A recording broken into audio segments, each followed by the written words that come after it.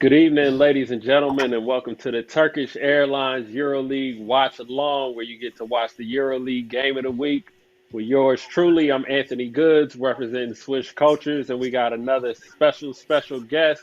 We got another champion in the building. He's touched just about every level of basketball on every inch of the world. Please give it a nice EuroLeague welcome for my man Yuri George Zedek. Yuri, what's good, man? How you doing? I'm good. Thanks a lot for having me, Anthony. I'm really excited to be on the show. Nah, I appreciate you stopping by. We got a great game today, man. We got one of the top dogs in EuroLeague right now, Milan versus Zenit. So I hope we got a good game for you, man, and something exciting because we got a lot of talent on the floor today, man. No, I'm absolutely. I definitely think excited to get this game.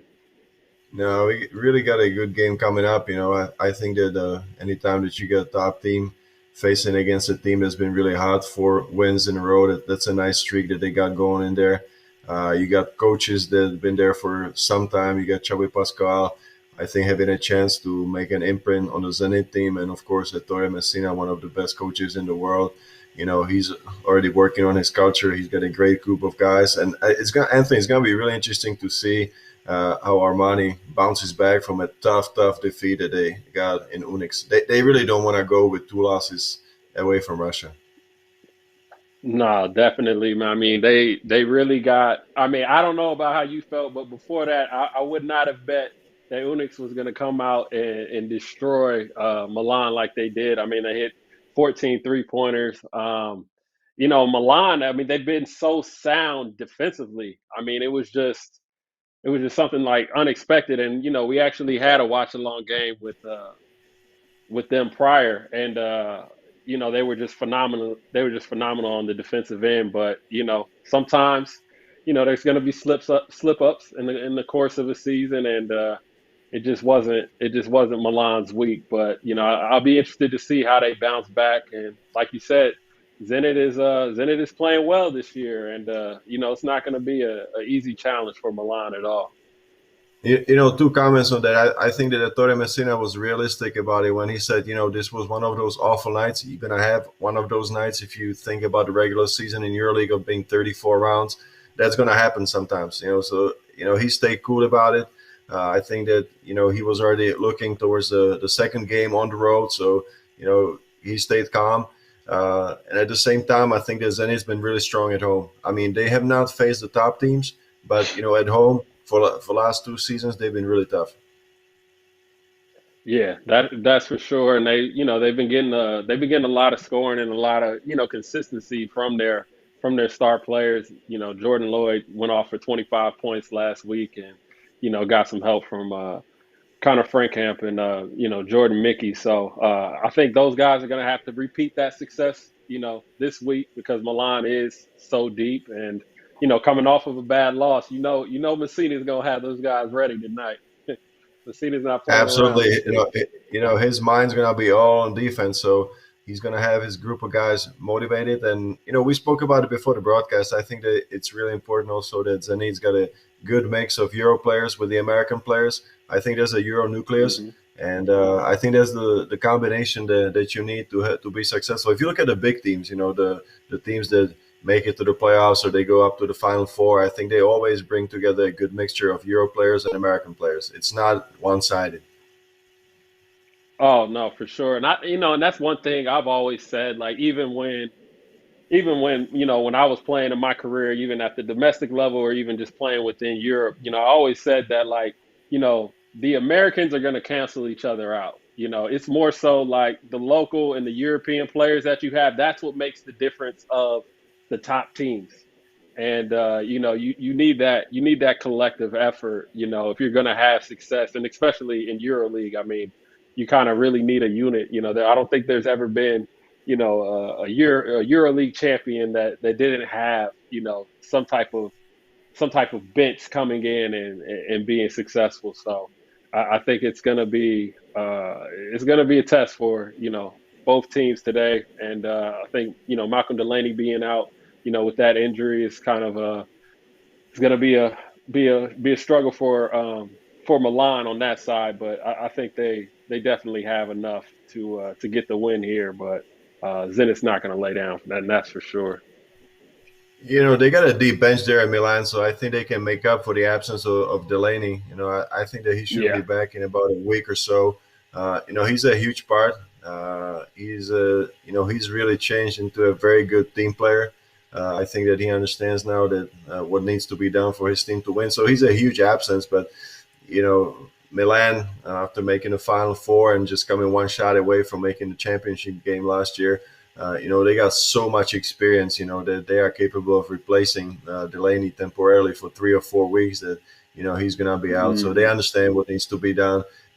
How about Siobhan Shields? Give me a comment on Siobhan Shields. I mean, I watched his career in Europe, and this guy is hungry. I mean, he's ready to go Oh, anytime, and he wants to lead. He's ready. He's ready to lead. for sure. Siobhan Shields is like, and I said this a couple years ago, just amongst friends. It's like there's nothing flashy about his game, but he gets it done. Like he gets it done on the defensive end. He gets it done offensively, super efficient, and he's really just growing into one of the best players we have in EuroLeague right now. And I think Siobhan is having a great year this year, and I think that he's really been pacing Milan, and I expect him to play solid again. But even going back to Delaney being out, I mean, yeah, of course you're going to miss Delaney, but I mean when you got EuroLeague legend and Sergio Rodriguez, I don't think anybody's really stressing about the point guard position right there. I mean with Rodriguez Sure. and Tommy and Shields, I think you're going to be fine in regards to those perimeter positions. Hey, give me a take on Jordan Lloyd. I mean, I watched him last year when he played for Zvezda. Phenomenal season, and I mean, he's doing the same thing now for a better club. What's your take on him? Yeah, yeah, Jordan Lloyd, man, I think he's in regards to being a scorer, man, I think he's as good as anybody in this league. He's another player that coming onto the scene. I mean, last year, I mean, he exploded, especially like in the beginning of the season, and then throughout. And that was kind of his statement year. And then now he's kind of putting the punctuation on that statement he made last year. And I really like Jordan Lloyd. He presents like a lot of problems, with his ability to score the ball, shoot it off the dribble, and just be a dynamic scorer. But he also makes plays for his teammates, and I think that's something that he doesn't really get as much credit for because he does such a good job scoring the ball. But yeah, I think Jordan Lloyd is definitely a star in this league, and I think he's going to be one of those stars that stay. You know what I mean? He's going to be a star here for a long time. But seems like we got the and real quick. So for everybody back home listening and watching in, please go to EuroLeague.tv to watch this game and many more. And you can go to EuroLeague.net if you need more information. But go to EuroLeague.tv. We have a promo code Watchalong10. That's Watchalong and the number 10. You can get 10% off of this game and every game moving forward, and you can even watch multiple games at one time. I mean, there's a lot of really cool features on EuroLeague TV. So please go there and subscribe to that and get your 10% off. Everybody loves a discount, especially in the holiday season. So, but yeah, it looks like the guys are getting ready to take the court. We already have a YouTube comment from Lorenzo Bianchi. He said, "I'm sorry for Zenit, but Milan will win." George, I got to put you on this spot, man. I put everybody on the spot. I need your prediction now. While it's 0-0, it's fair. I need to know who's going to win. You're putting me on the spot. I hate to make predictions, On the but record. no. Let's go with the underdog. Let's go with the underdog. I'll take the post by Lorenzo as a challenge. I mean, him being Italian, I'm sure that he's sticking to his home team, or the team from his country. I fully respect that. I mean, I love Coach Messina. I watched him the whole career. We spoke a lot about Niccolo Melli coming back, on this side of the pond and just being a great player. Everything just is clicking right, but uh, now you know what? I'll take it back. I'll go with Milan. Milan's not gonna lose two in a row, so I'll go with Milan. Yeah, they're gonna bounce back. They're gonna find a way. With Kyle Hines. the little big man. He's gonna be in the middle and Yeah. he's gonna lead the charge. Let's go with Kyle Hines, and Kyle Hines gonna have a very good game. He's gonna anchor the defense. He's gonna make it difficult for Zenit. That's my pick. Then I'll go with Milan. Yeah, I'm going with Milan too. So we're on the same page here. But just to let you know, man, I've been terrible this year. I'm probably like 2-8 or 3-7 this year. So I don't know what that means for you, but we'll see what happens. I'm on a 1 game winning streak though, so that's all that matters. You're only as good as your last game. All right, But that's a good streak, man. You're keeping it real. yeah, for sure. So looks like we looks like we already tipped off, man. It's Siobhan Fields, right on cue, man. He's making his presence felt early with that bucket. Man, Jordan Mickey is I mean, he's been doing a really good job, rebounding the ball this year, man. Especially on the offensive end. It's gonna be key for Zenit. Now you know what? He's so wide and understandable in the game because he can play inside and the outside. Uh, Hmm. he's multidimensional there offensively, and I think that with his body, he does a good job of plugging holes and just being at the right spot at the right time there. Defensively. Yeah, yeah, nah, for sure. And looks like we got some support from the Zamos. The Zamos here says he's going for Milan too. Forgive me if I butchered your name. But the Zamos said he's going with Zenit too. Everybody, give us your predictions in the comments. You got any questions? We got a EuroLeague champ here online. We're gonna get into his career and everything as well. So please leave your questions, comments. Everything's welcome, and we'll get to it. We'll get to it as we can. And yeah, man, how exciting is it to see Melly back and playing at the level that he's playing this year? You I know, think he's had a great year, man. Full I think I season. love the composure around him. I think that he just really wants to win. He wants to be on a winning team. I did a game in Milan, lost, in Bayern, but still, he was absolutely crucial. And I just love the level of maturity that he's achieved over the last couple of seasons. So I think that he's ready to lead and lead by example. Yeah, for sure, man. And I look at, I'm just kind of like a basketball purist, and as a guard, I always look for little things in bigs. And one thing I always see with like really high level bigs, man, is they don't miss a screen. And I just saw that from Melly just now on that last play. And even if it's a W screen, man, he sets hard screens. He knows he's gonna get open, and then he makes the play from there. But I always pay attention to that, and that's one thing that I like to see from Melly is, man, he's an underrated screener, man. And I think that's And he just gets, just a and he basketball gets there IQ quick. thing. Sure, sure, and he gets there Hmm. quick. That's the thing. I mean, he knows when he's up or where he's supposed to set the screen. He gets there quick, and then he gets low and wide, and keeps the defender on his back. So the roll is really good. Plus, you gotta respect his shot on the pop. Yeah, for sure. So like going back to when you played, like I watch EuroLeague now, and like some of these screens are, they're pretty brutal. You know what I mean? They take, if the especially if the guard doesn't see it coming, it can take his shoulder off. How was the screening and the physicality of the game back when you played compared to what you see now? I'd like to think that I was a pretty physical guy, and setting the right screens was one of my fortes. My teammate in college was Ty Sidney. I spent 4 years with him, two as a roommate, and then I played on the championship with him, championship team with Žalgiris. So I'd like anytime that Ty's got pressured, I always try to get a defender off his back by setting a tough pick. And the European arena, sometimes they get really loud, and if the big man is not right on the top of the pick and he doesn't call it out, the little guy just stays on your forearms basically. For sure.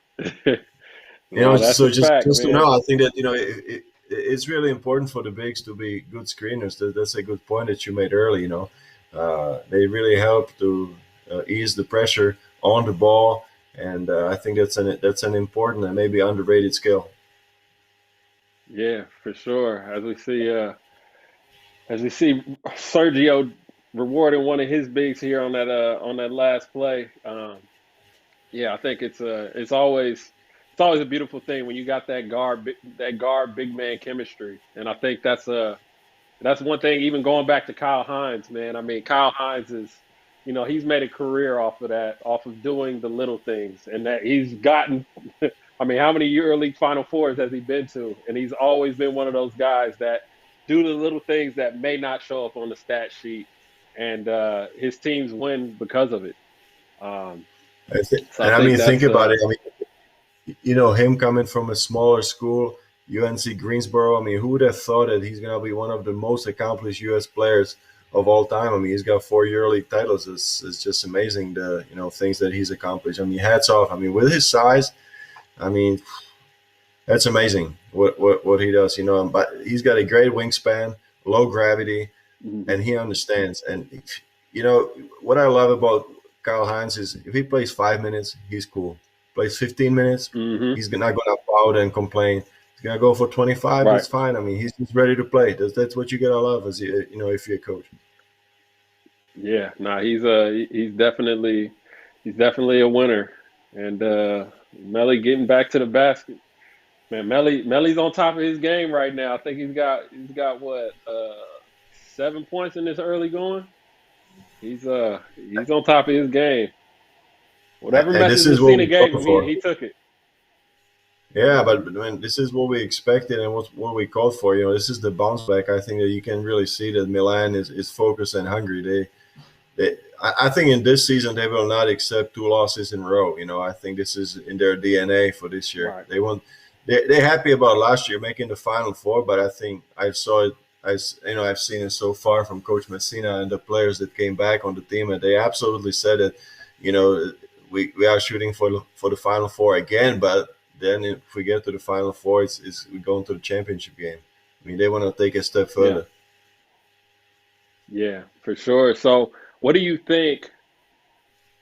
What do you think is necessary for them, to get over that hump once you're in the Final Four? I mean, obviously it's tough. It's just a one game, single elimination. But what are some of the things that you think are going into the mind of a team like, let's say, like Milan, like Barcelona, that came up short, we're fairly close. What things can you take with you heading back into a Final Four and winning a championship?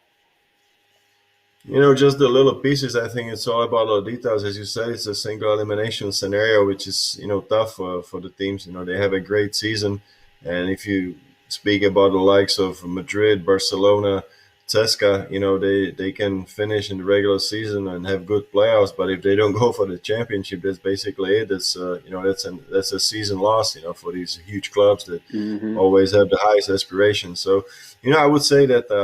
Shevan Shields making the second team all EuroLeague. I think that he's hungry to make it a step further, go to the first team EuroLeague. Yep. But I think that Messina has done a hell of a job of just installing a team culture. I think that he's got. I mean, if you look at Armani's games so far in the first 10 rounds, I think that you've seen that they don't get overly excited. They don't get Hmm. out of balance mentally.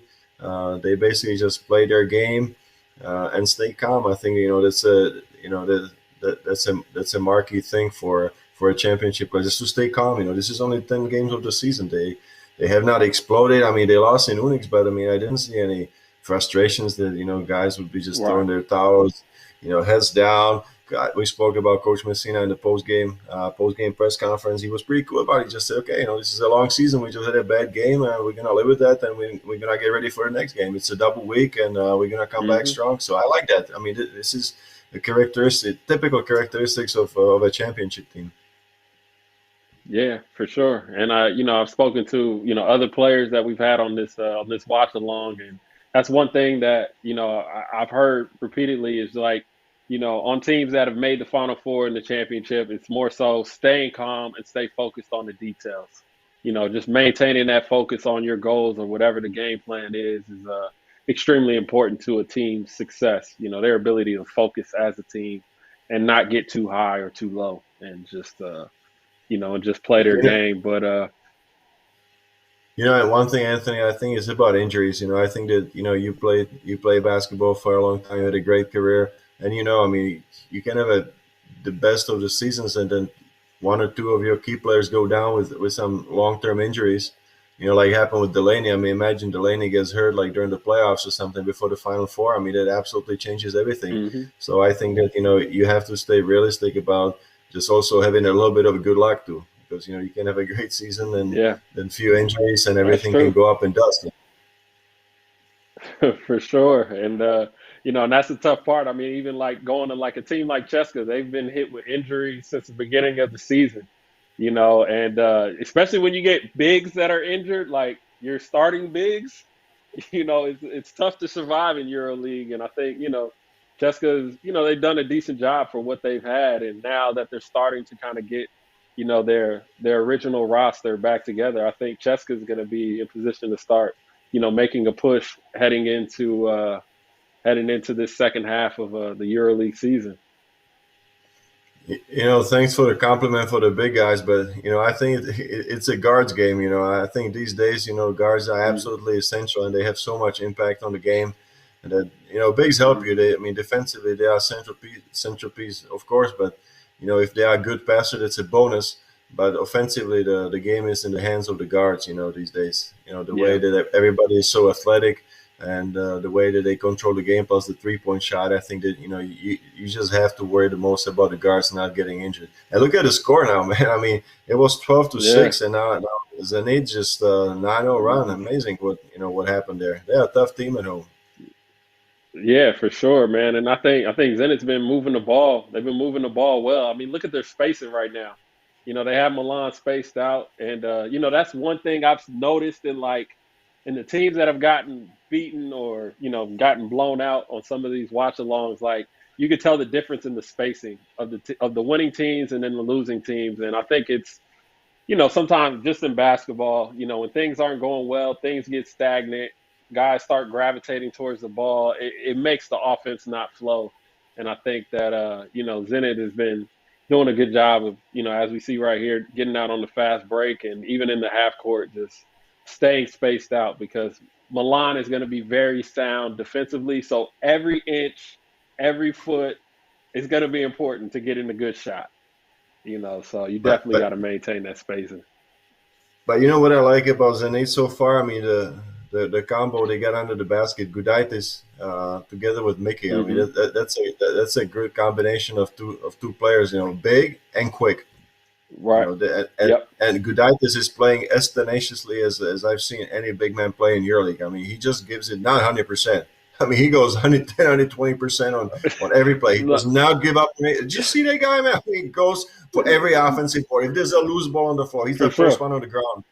You gotta give that guy respect too. He Yeah, no, Gudaitis, he's not afraid to, throw his body in there or, what I mean, get in there and mix it up and get physical. And I think that, that sets the tone for, everybody. And like I said, man, I think that, guards do play a big role in regards to the flow of the game and things like that. But, these bigs really do make a difference. And you know, getting beat off the dribble, making sure these second shots don't go in. And then also, I think the bigs are just asked to do so much more these days because now, like, as opposed to probably when you played, these bigs are stepping out to the perimeter. So now they're having to hedge. Sometimes they have to roll back. So now sometimes they have to close out on the perimeter on a mobile big. I mean, they're asked to do so much now that bigs weren't traditionally asked to do. So I think that equally, man, I think that the big's job is so much more important. And don't get me started. If you're in a switching defense, now you got to sit down with that guard that has his dancing shoes on. It's tough, but No, yeah, I absolutely think great point there, Anthony. I think that defensively for the bigs, the game is completely different. You have to be so much more athletic, be able to stay with the guards because if you have defensive liability as a big man, then it happens so many times that the other team goes 5-on-4, and you cannot go for the whole duration of the game or for the majority. So some of the less mobile bigs what happens if they get on the court? Immediately, the coach calls for a pick and roll situation with a defender like this who is a liability, and then they For just sure. milk it. They just go to that. I mean, you see that time and time and time again, and then they force a substitution. So it's tough. For the bigs Yeah. that are not mobile. So I'm glad I played 20 years ago. 25 years ago. Just Nah, gonna be man, it's honest about that. yeah, yeah, it's definitely a different day. But let's go on to some of these YouTube comments. We got Omer Sadot said, "What do you think about Maccabi this season?" Very exciting team. Very exciting team. I mean, you always have to factor the fans in the arena in Tel Aviv. They just give such a boost. They come in numbers. They support the team. So I think that that's a huge thing for Maccabi to have such support. And I think it was extremely difficult for the home fans to face the last 2-3 seasons that Maccabi had. I think that they have a good continuity with Coach Ferropoulos. And Scotty Wilbekin, Hmm. is playing great again. There he goes. They have a very good point guard. He's a scoring point guard, but it seems to me that this year he's finding more of a balance of between pass and shots. I mean, Hmm. so I think that also he's got a better supporting cast. That's for sure. So I think that Maccabi is on a good way. Yeah, and yeah, I mean, just look at this move by Siobhan Shields, man. The hesitation off that pick and roll, the quick finish and one. No, Siobhan no, is but hold on, Siobhan is but there's tough. no. No, but he's absolutely tough. I agree with that 100%. But exactly what you said before. There's no flair. He gets it down. Did you see that basket? He just got it down. He got knocked down, and he just got up, and now he's going Yeah, about a 3-point play. I mean, that's Shimon. yeah, He just takes care man. of business. Calm, composed. Right. That's Shimon. Yeah, That's what I love about him. yeah, he's tough and he's efficient. But yeah, going back to Scotty Wilbekin, man, and you made a great point. I mean, he's definitely been finding his teammates a lot more. I mean, even in that 37-point game, he had 8 assists. Yep. So it's definitely something he's been embracing and he's continuing to grow as a player. And as we see Billy Barron getting in the game here, um, I think, I mean, Billy's been playing well as of late too.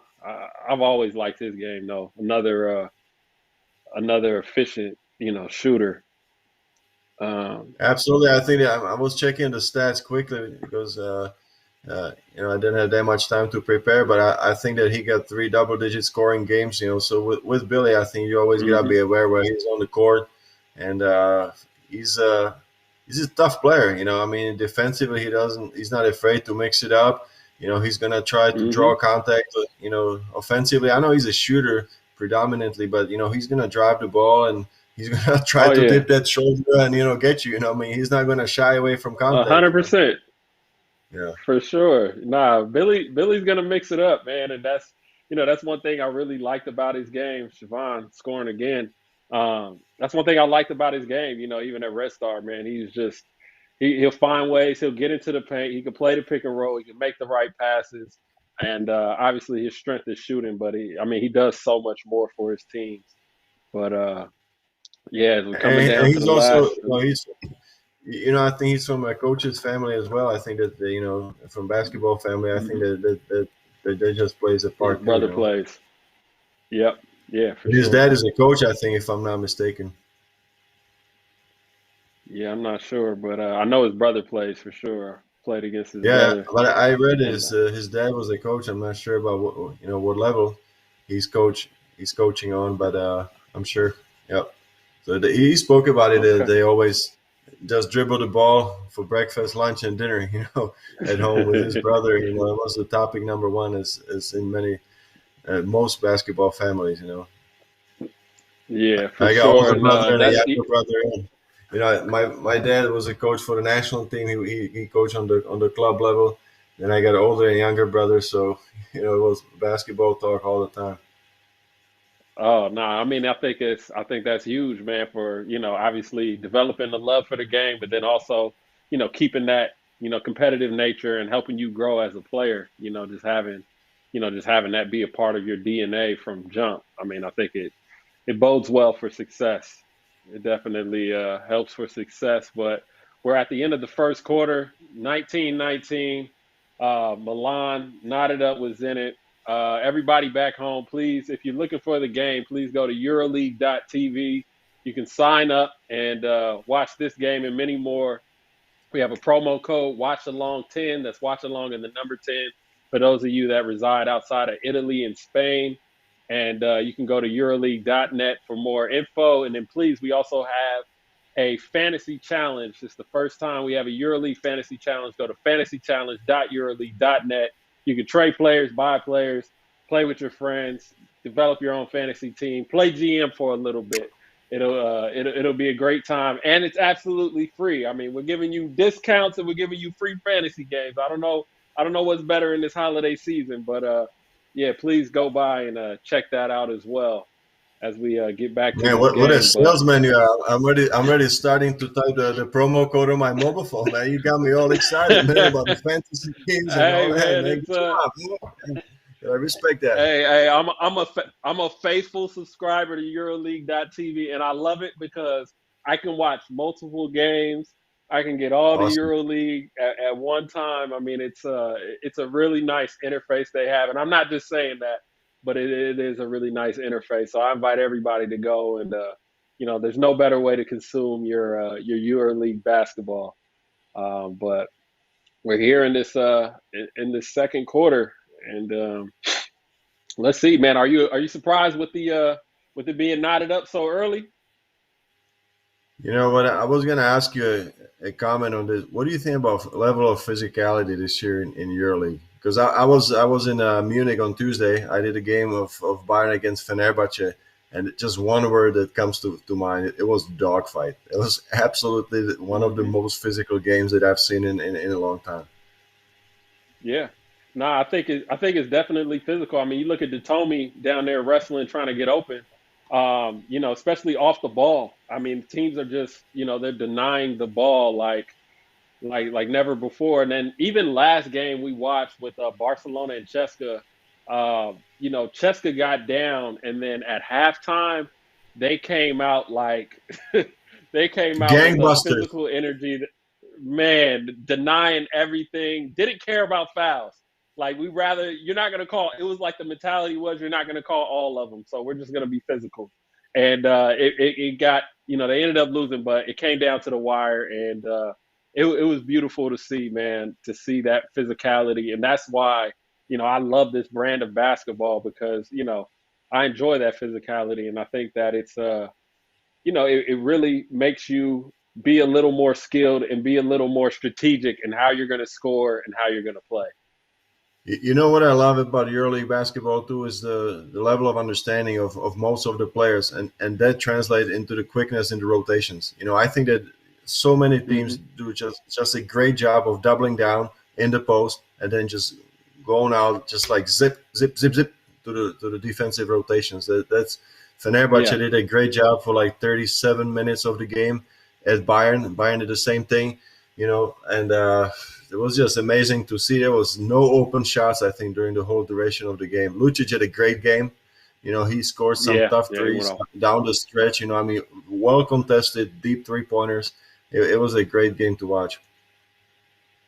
Yeah, for sure. I've been impressed with Rodriguez gets on the board. I've been impressed with Bayern, this year, and I think that they've taken some of the good teams in the EuroLeague down to the wire, and I think that they have the pieces that they need. Like you said, a good combination of European players and Americans, and I think they play as a team.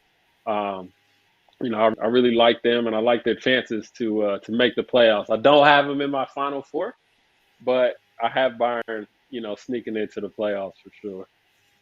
They're building a new arena, so I think that their club is serious about make taking it to the next step. They're building I think 12,500 new, just state of the art Hmm. arena. So I think it will be really interesting to go and watch games in Munich whenever they finish. I think that originally they were shooting for opening next season there or play some of the games there, but I'm not sure if they're up to date with the construction. These days in COVID, how things are. Some Right. things get slowed down, but it should be like one of the best arenas in Europe. It's just great for basketball. Oh yeah, no, it's gonna be interesting. So I'll definitely be trying to book a ticket to go watch a game there once Well, that then new you can arena finally opens. make it to Prague. You told me you never been to Prague. Yeah, I need to come to Prague, man. I need to make it out to Prague. I'm gonna bring my Okay, so camera you're gonna with make me. it a trip. That's gonna be the trip. That's gonna be the structure of your trip. You're gonna go and see the new arena in Munich, and then you're gonna hop on the train. Or if I'm gonna be on the game, you come with car and you go to Prague. Hey, even better, we'll do a live watch along at the new arena. We'll come back, same thing. Bayern Munich game. We'll have a live watch along at the new arena. Even better. All right, you got a deal. You Got got a deal. we got a deal, man, and we got a lead change too. With that and one from Kyle Hines, and then it goes right back the other direction. But yeah, we gonna. It looks like we got ourselves a nice little game. Both teams Oh, are not absolutely. backing I mean, down. I had no doubt. I mean, if it's a team 8-2 going against a team that's 7-3, and we said it Hmm. before, two great coaches on the sidelines. I think that that's a mix for a great Friday evening. Nah, for sure, man. It's yeah, this is a game both teams desperately want, and it looks like they both been doing a great job preparing for this game And that was the good ball movement you said before. You got Sergei for sure. Karasev, who scored only points in the first two games. Then he hasn't scored a basket in the following game. So you got everybody contributing for Zenit. I think that's really important. Yeah, nah, for sure. And I think even especially on that last play, I mean the spacing was just perfect. They waited for the double team. Obviously, it was well scouted. He kicked it to the other side and swing. Once you get that swing action to the corner, I mean, more times than not, it's going to be an open shot. And the shooters were ready. I mean, you saw a couple of guys just being ready to fire it up, and Karasev was wide Hmm. open in the corner. But the structure of the game is perfect so far. I mean, tie game, the lead going from one side to another, the momentum as well. What a game! That's the game of Yeah, the week, man. That's why it was picked. that's why they're here. That's why they're here. Definitely the game of the week. So going back to the going back to the physicality, I've spoken to a lot of players from previous generations, and they used to always talk about the physicality of the game back then. How how could you best describe how physical things were? Do you feel like the refs called less fouls back then? I mean, I've seen videos and stuff, and like guys with broken noses and stuff from like videos from back in the day, and it just seems like the game has definitely changed in regards to the physicality from back then to now. From my opinion, from what I've seen in tapes, it looked more physical back then. But what is your assumption? I think that you have to take into consideration. I think that the players were less athletic, and we spoke about it before. You need to have a big that's going to get out on the floor. Let's speak about the bigs only, because that's what I played, and that's what I can give some testament to. I think that we are less athletic, and if you didn't need that level of athleticism, then you just needed to be bigger. And if you were bigger, I think that you just play more physical. I would say that if I look at the body Hmm. weight of the players these days, and I compare it to the body weight when I was playing, you don't see any more players that are 285, 300 pounds, and there were plenty of them when I was playing. So, Hmm. we were not as athletic, but let's say if you take it straight to pounding and just throwing your body around, I think that it could be said that it was a little bit more physical back in the days. But it just goes with the where the game has developed. I mean, so many big guys are shooting 3 pointers. Uh, uh, it's a completely different game. I think that you said it before. I mean, if you look at the game 20, 25 years ago, it's just something that's different as far as its structure, the pace, what the players can do at each position. It's a completely different game. You need to be all around player. I mean, ideally, if you have five players that can switch, then you have a great team. And I think if you just go back, and we spoke about it about our Zagreus championship team from '99. I think that was our biggest strength, was that we could switch 1 through 4. defensively. You know, I Okay. mean, I was not switching. I was the five man. I mean, it's that was out of question. Me, Aurelius Bukauskas, the other big guy, the Lithuanian guy, so we did not switch. But our 1 through 4, they were switching. You know, the current assistant coach for Barcelona, Tomas Masulis, he was the 4 man, and he hmm could guard any guard out on the floor. You know, so that was a great weapon.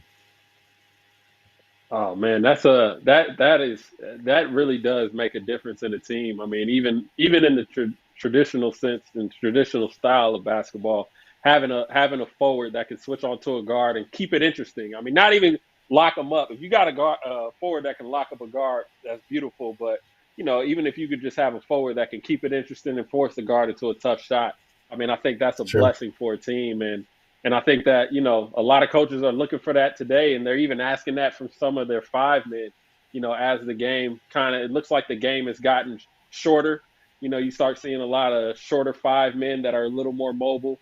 But, definitely the switching aspect is something that, every player on the floor has to be open to. And I think that as a guard too, now because we're switching so much, you have to learn how to force bigs into some tougher shots, or at least stop them from getting the ball in certain positions, which I think is a struggle sometimes, because I mean these guys are huge, but uh I mean I think coaches in general, they spend a lot of time working on switches these days, and it's essential for any team, to be successful. You know, Anthony, what's the clearest sign that basketball has gotten smaller to me is on the NBA All Star ballot. You don't have the center position. You have two forwards and three mm, guards. So the center mm. position is out. And if you think about NBA setting the tone, you know, in many ways and aspects, I think that this is a clear sign that the center position is a position of the past. I hate to say that. I hate to admit it, but you know, this is the way it is. You know. Yeah, it's funny because back in the day, you used to have guys that we would call tweeners, like they're in between two positions. You know what I mean? He's not Yeah. a one, he's not a two, he's not a four, he's not a five, he's in between. And now that's all they're looking for. They're looking for combos. We need a combo forward, we need a combo big, we need combo guards.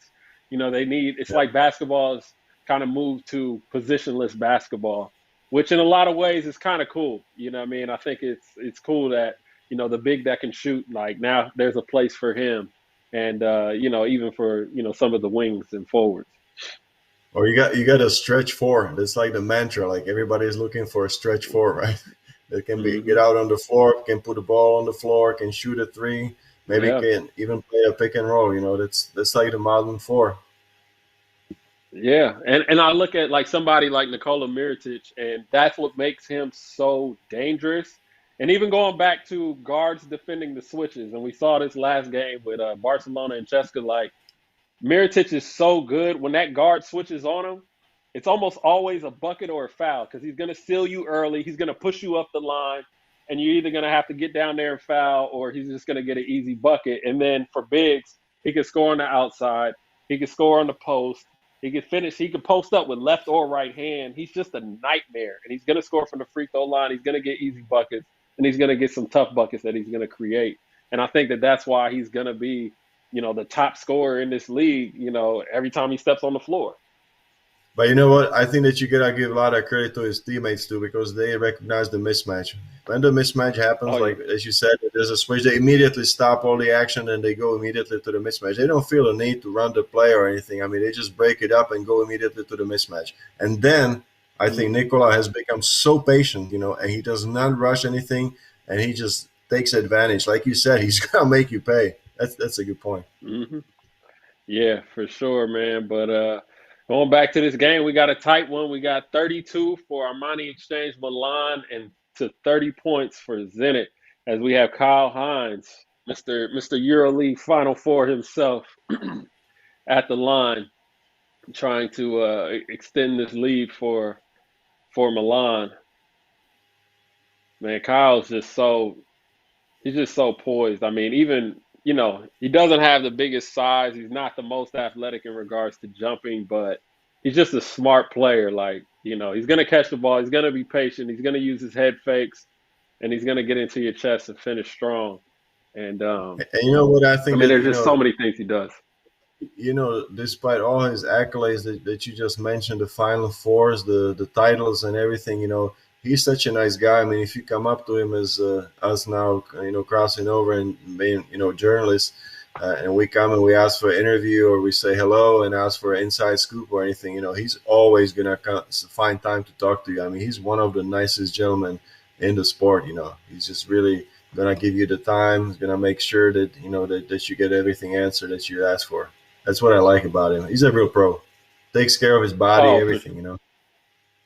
for sure. Yeah, I've had the opportunity. I haven't met him face to face, but I've met him through the internet and spoke to him on the phone a few times, man. And he's definitely a A1 class guy, man. He's a great dude. I mean, how can you not root for him? How can you Yep. not root for him?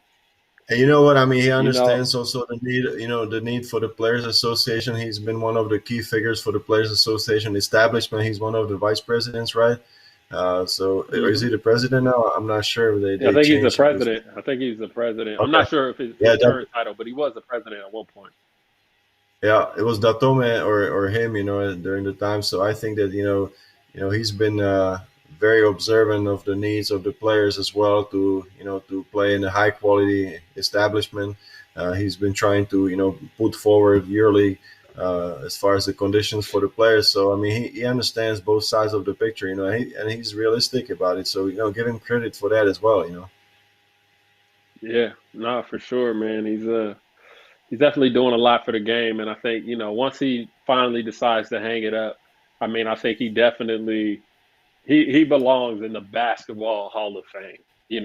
Not Yeah. just the EuroLeague Hall of Fame. He deserves to be in the basketball Hall of Fame for his accomplishment, how he's kind of pioneered this whole EuroLeague Players Association thing, and obviously just the success he's had on the court, man. He's definitely And deserving of that. I don't know if you know about this one, but he was in the history of CSKA Moscow. He was only the second player in the history of the club. It goes way many years back. He was the second non-Russian player that got elected to be the captain of the team. And that also speaks Oh wow, volume about his character. yeah, no, for sure, for sure. And Hey, but going back to history though, they say that you and your dad were the only father and son to have won an international trophy as players. So yeah, that's an interesting fact. That's really cool though. that's cool. There's the basketball family I told you about. My dad's.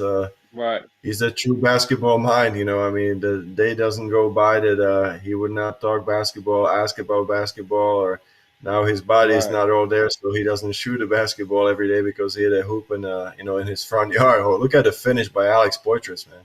What Yeah, an athletic finish there. that's a But tough finish. yeah, Dad's in the hospital now, so I just wish him to recover fast, and I hope we're gonna see many more basketball games together. Oh yeah, no, for sure. I wish him a speedy recovery as well. But Thank you, that is thank you. that's that's really cool, man. Y'all come from such a basketball family. Like how does I can imagine playing with brothers. You got things got a little chippy sometimes, and maybe some fights and stuff like that. How did Dad kind of regulate the competitiveness in the house? He was always, I mean, he was a coach, so he was in and out, he was around his teams and everything. But then in the summer, when he had time to work with us, I think he was adding oil to the fire, the gas to the fire. I mean, he was always trying to motivate us. My older brother is older by 5 years, so I had it tough, to play against him. But, now my son is now in college too. So, and my daughter is she's 6 feet at 14 or 6'1" actually. So we're hoping that there's gonna be a new generation of players coming from the family as well. Excited about that. Yeah, nah, let the legend live on, man. And you're also one of the only players to win an NCAA championship and a European championship. You know, But that's it's gonna be European. that's I think there huge. are some Americans because if you think about Tyus Edney, my teammate, I won both of those titles with Oh Tyus. yeah, I think that I think Right. that Tony Dell won with Panathinaikos, and he got it with Kentucky. Uh, but it got really close that there was gonna be a second European player, that Sasha Kaun, who won with Kansas. They Hmm. lost at the last moment with Ceska. He would have been a second European player. But I think that it's Yeah. correct that I don't think there's been a European player that's won. So I'm in the trivia, man. You see that? Yeah, there you go. There you go. Yeah.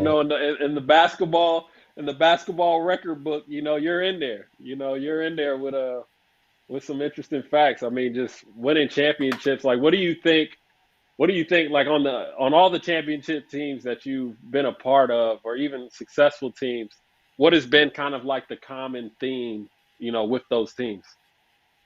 I won two championships if you don't count the domestic championship. But let's talk about the big championship. That means the NCAA's with UCLA and the EuroLeague title with Žalgiris Kaunas. I think that both of those teams were on paper. We were not the favorites. We did not have the best pieces on the paper, but we had the best chemistry. I'm sure of that. I played on enough teams in 14, 15 years of playing high level basketball to know and to understand for sure that some of the teams we had a lot higher aspirations, but we did not gel together perfectly. So it's chemistry, and I think that. There was a Sports Illustrated issue after we won, because for UCLA it was a huge thing after winning 10 titles. Ours was 11th, but it was after Hmm. 20 years. It was 75 was the last one, and then we did in 95. And I remember in the Sports Illustrated they spoke about the chemistry. They called it a chemistry 101, Hmm. and we had absolutely the best one. And same thing can be Right. said about a team in Žalgiris in Lithuania. Uh, we had limits on the number of foreigners, so we had three foreigners. Anthony Bowie, if you remember him, a 10-year Hmm. NBA veteran, he was just finishing up his Hmm. career, but he was extremely competitive. And Tyus Edney, who had his first year in Europe, nobody really knew about him. People thought he was undersized, even though he had pretty good years in the NBA. So it was his first year of a great European career. And myself, plus seven national team players from Lithuania. They were just like Mm. establishing themselves in the free market. In the free market, meaning that after we won the championship, they left for a lot better contracts in different parts Okay. of Europe. So, and we gelled Right. together, man. I'll tell you what. I mean, we celebrated birthdays, kids' birthdays. We got together for Hmm. team meals that nobody called. From the management. It was an amazing year. Incredible group of guys. Love all of them. Yeah. No, that's cool. And then I mean to put that final stamp on it and to win the championship makes that relationship, even better with those guys, I'm sure. It was amazing. I mean, I'm not sure what's your take on the European fan scene, but being part of the Final Four, we played in the old Olympia Stadium in Munich. There was like for 12,500 people. It was packed. We had two Italian teams and Olympiacos and us, and just packed, to the ceiling, and everybody going crazy. It was a lifetime experience. I think that the Final Four, anybody who's got a chance, just go. I mean, I would recommend to go to any EuroLeague game, because the Right. atmosphere at the games is just something that is different from the States. It's a diehard mentality of the fans, in most of the arenas. But the Final Four is absolutely special. It's a once in a lifetime experience. I felt thankful and grateful that I managed to go to the Final Four and win it. Yeah. No, that's a heck of an accomplishment, and we're definitely gonna get into that fan base of Zalgiris. Maybe in the second half, we'll talk to you about that as they're known. But we're coming down to the final seconds of the first half. Milan just tossed it away, so it'll be Zenit's ball coming out after this timeout. Um, what do you And think? you What do and you you, think Zenit's gonna want? I'm looking. Sorry to interrupt you, but I'm looking at the stats. I turned to the stats page, and we spoke about a need to bounce back for Milan after a tough game in Hmm. Kazan. And guess what? I mean, two of the most experienced guys that are out there, Sergio Rodriguez and Kyle Hines, both are the high scorers with 8 points. Kyle has got 6 rebounds to go with that. performance index rating of 15. Sergio's got 5 assists. So they are absolutely taking Yeah. care of business, my man. That's it, Anthony. I mean, that's the Oh, name for of the sure. game, taking care of business. That's why you invest in these Yeah. two guys. Exactly. That's why you invest in the veteran players. So when, things, the season's going to have highs and lows, and then those veteran players are there to kind of, pick the team back up. And as you said, they've both shown up. And, Siobhan Shields has obviously, put his foot in the game as well. So, yeah, I'm interested to see if, drew the foul there. That's huge, man. To get some points on the board for Zenit, heading into halftime. One thing I always think is important is to close out halves and quarters, on a positive note. I think it's really good for the momentum coming into the next quarter or the next half. And I think even when you're down, man, just seeing that ball go in heading into halftime, it kind of brings a different mindset heading into the third quarter. So let's see if Zenit can put some more points on the board and get a stop on the other end.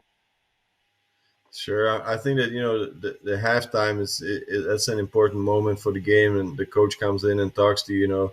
I mean, I was just imagining what was going on in Cesca's locker room at Barcelona when they were not playing so well. I think Woo. that Coach Itu is just going crazy there, because I mean, Yeah, you used to Cesca being the first three spots, in the standings like for so many years that now that they are almost out of playoffs. I know it's early and they face some injuries, but I mean, I was just thinking like, what's going on in there? I mean, he's just all over those guys, and you saw that. You saw that translate into an incredible third quarter that you spoke about. I mean, they were just getting yeah. defensively after everybody, getting stops, overplaying the lanes, taking charges, going on diving on the floor, just absolutely sacrificing their body. So that you gotta give credit to the coaches. The way that they work with the team at halftime, they can just change the momentum and motivate them in a big way. Oh, for sure. And I think one of the things that I look at in having a good coach is it's not always just X and O's. X and O's is important, but motivating your team is equally as important. Like motivating your And team and getting them and all to, and to Anthony, react. and I would also say knowing how to motivate a team, because you can be a yeller, you can be a screamer, but it doesn't work if you're gonna do it all the time. The players are just gonna tone Right. out, and it's not gonna happen. So, that's why I liked about Coach Messina, when I think that he just took the. It's not easy to travel to Kazan. It's ways. It's a Hmm. long flight. The weather there and everything. So I think that he just took it on him. And he Yeah. covered for the team that the way that he. It was a tough loss. I mean, they were not supposed to lose in Kazan. It was the first game of the double week. So I'm sure that he was looking for a victory, but if it didn't happen, he was smart about it, and I think that he knows very well how to work with his players. Yeah, that's a fact. And looks like I think we have like 10 seconds left in this half. Zenit's ball. What would you run here? You got 10 seconds. What would you run to get a quick shot coming out of this timeout? Well, I would go with Jordan Lloyd or Billy Barron. I'm not sure who's on the floor. You got both. Yeah, both of them are on the floor. So I go with the guards. But Billy's been struggling a little bit. He's played only 6.5 minutes, I see. So let's go with Jordan. With Jordan, I think he's Yeah, gonna go I with the would I last would points. I would go with Jordan Lloyd, and I would do a high pick and roll with whoever Kyle is not guarding. I don't want to switch with Kyle on me. I want Kyle out of the picture. But I might even just put everybody flat and just let Jordan shoot a jump shot and live with the results.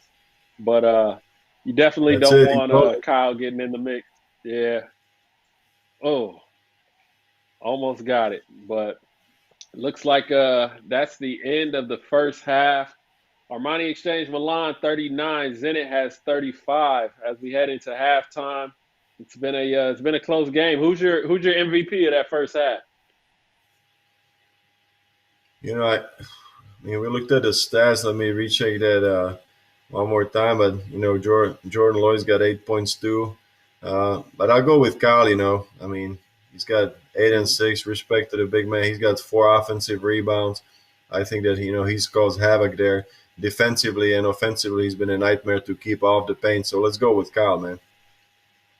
Okay. Yeah, and you called it at the top of the show. You called it. You said Kyle was gonna be he's gonna be one of the key players in this game. He's gonna have a big game. So, it's he's holding true to your prediction. But everybody back home, appreciate you guys staying with us for this first half, and we invite you to stay with us during halftime. And let's take a look at what's going on around EuroLeague. Shields on a blockbuster night for him. Hits the three. This has been the Siobhan Shields show. A career high 34 points tonight to take Giorgio Armani's team to the Final Four for a chance at a first title in 33 years. I came into the season, just wanting to do whatever I can to help the team win. Coach, my teammates and everything put me in a great position to be able to produce and have a game like that. And, it just felt great to be a part of something, bigger than myself and, accomplishing something like that. In a magnificent maiden season for AX Armani Exchange Milan, Siobhan Shields shone as the three-time continental champions contested their first Final Four of the modern era.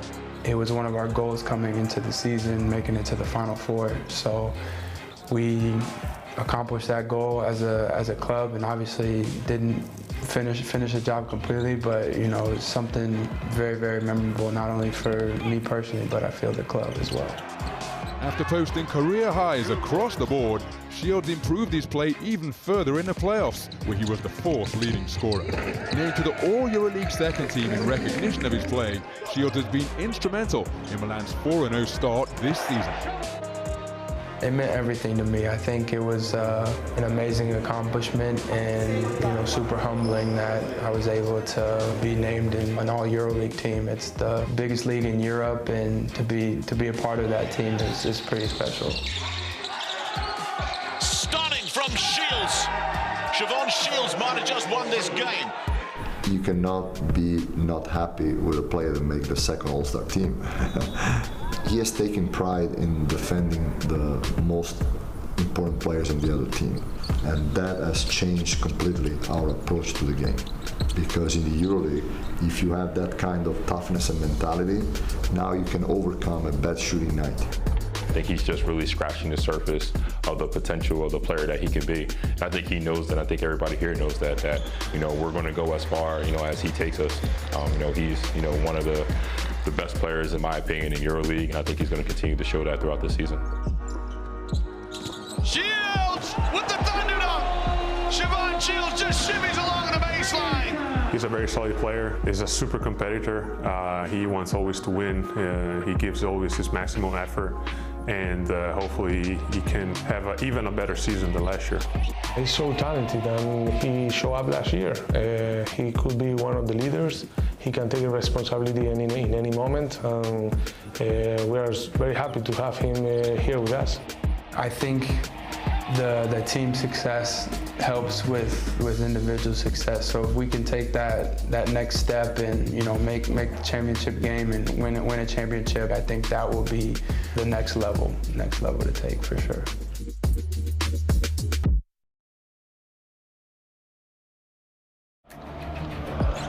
El Chacho! Behind the back pass! Double selling! Double selling! To the east, Fenerbahce Beko Istanbul. To the west, Anadolu Efes Istanbul. Nando Nicolo seeing the basket big tonight. You know who? Vasilija Micic, absolutely outrageous. Who will claim Istanbul tonight?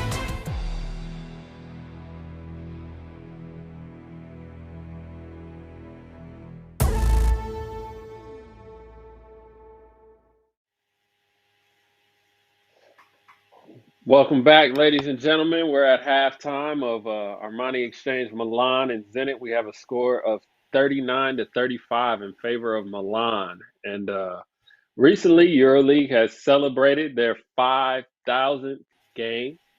5,000 game for EuroLeague. Congrats to EuroLeague on that, and congrats to you as being a part of that. Is there any particular EuroLeague game that stands out in your mind, that comes to mind? What's the first game that you remember that you'll just never forget, like watching? The game that ended up with the shot. Olympiacos beating CSKA after being down 15. That was amazing. Because they're such underdogs, CSKA, great squad. They added Kirilenko during the season. I think that they absolutely, on paper, were paper favorite. Olympiacos, Karl Heinz was on the team, but young, inexperienced, injured.